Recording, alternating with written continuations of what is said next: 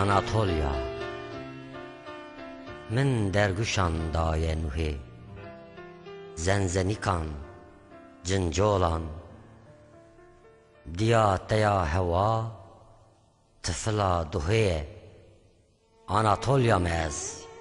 دمن ناستکی شرم دکم فقیری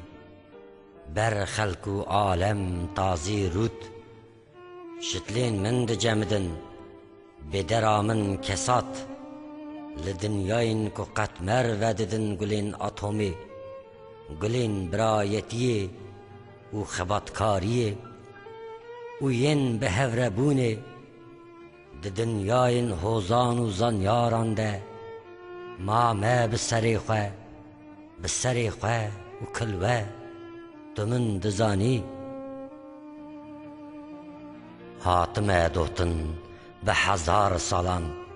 به سوارین خوین ارجنگ پارچه کرنه خوین منین سبزو خوین بناز فروران ایریشکاران ریبران خرد شاندن سر من چه اسکندر ترسیامه چه سلطان مراد رابونه چونه به سیاه خواه سلاو کرمه دوستی خواه و بر خدامه دمن دبینی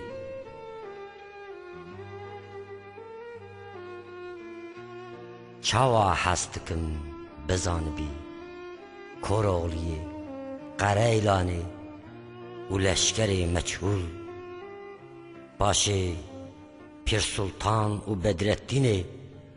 باشه قلم نانویس ویانک وسا بزان بی او چوا از حزد کرم بزان بی یه گله داوت لروحای جمیناره جاستنگه جشاغا سلوه چوا بمرنی دکنیان زانینات ده قطعی دخوازم تو من دبی حیسی ویلو خواه مکه ویلو ربن ویلو خریب لکدری دبی ببه لهندر لدربه لدرس لرفین باجو سری وی توی روی جلادی بکه روی کم فرسند فساد و خاین بر خوده به پرتوک و بر خوده به خبات به نینوک به دران و به هیوی به اوین